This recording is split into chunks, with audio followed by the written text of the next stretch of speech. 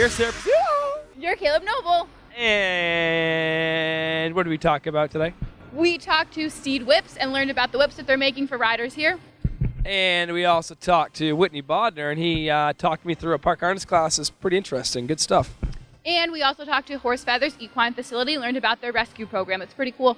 And I talked to some people over at AMHA, Jeff Gove and Julie Broadway, and it was very informational. So today should be a good show, don't you think? I'm excited. I hope everyone enjoys what we have put together. Check it out.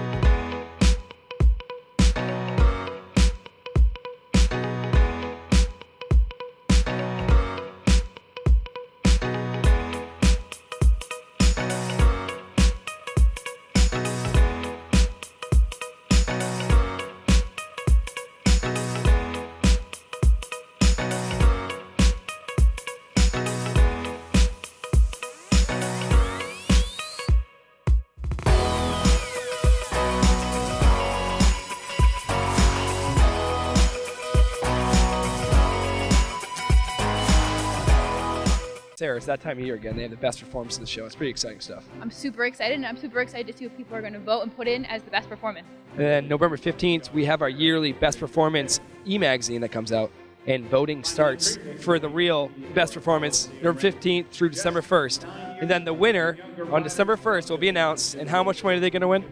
They win $1,000. That's pretty exciting. That's pretty cool. So casting votes, you might be able to win $1,000. And if you think a horse can win, do it. I would want to win $1,000, wouldn't you? Yeah, I definitely would. So get your friends on and start voting. And your top 25, you're in the running for the money.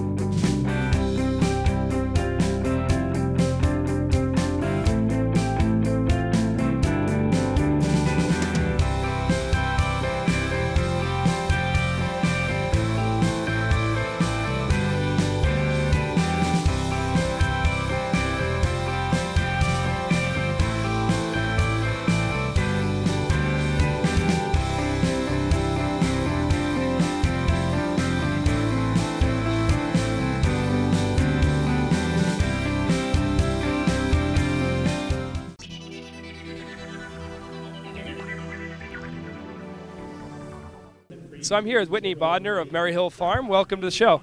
How's it going? Good, Good man. to be here. Yeah, so we're going to be watching a junior horse park harness class. Looking forward to your input. Yeah. Park harness is probably my favorite division at the show, so this is going to be fun. And what's that great horse you drive right now in the park harness division? Leonardo's Cry. He's a fun one. He's a lot of fun. He's a heck of a horse. He pretty much fits exactly how I like him to be. Well, that's good. We're looking forward to you showing him this week, and we're looking forward to listening to what you have to say about this class. All right. What do you look for in a park harness horse? In a park harness horse, I like slow with a lot of animation. I'm not a fan. I like that one. I know that one pretty well. I like a slow, fancy park harness horse. I am not a roadster, fine harness person whatsoever. I like I said, a lot of animation. I like self-carriage and a lot of pizzazz. That's what I'm looking for. And definitely a four-cornered trot. Pretty much how Tony Hawk is looking right now. He looks pretty awesome, I think. He is. I had him as a 2-year-old. He was quite a blast to have. Just a nice horse. A lot of fun, a lot of attitude.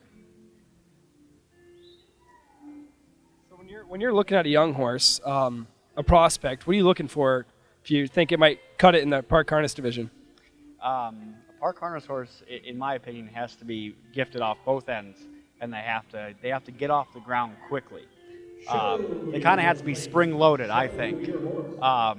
A pleasure horse, I look for more of a ground covering trot. In a park horse, I like them to slow down, rock back up over their haunches, and go real fancy.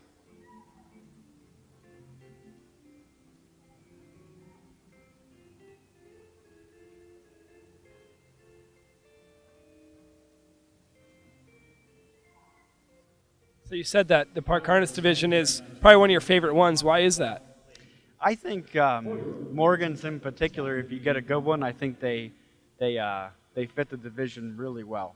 And they're just, a lot of them are built to do it if you get a good one. But they have to definitely be built to do it right. They've got to be up-headed. Easy, buddy. And they have to have a lot of attitude. So what's some of your favorite ones that you've bred? After Hours was he was a pretty cool horse. We rode him last year, and he would probably him and Homestretch are probably my favorite park horses that we've bred personally. Both very similar, able to go slow with a lot of animation and a lot of presence. Yeah, those two would probably be my favorites. So in your breeding, you've had a very successful breeding program. A horse that comes to mind to me is Mary Hill Hooligan, who I grew up watching, and he's a really cool horse. So tell me, what do you guys look for when you're breeding horses? We like to, we don't breed a lot of like to like.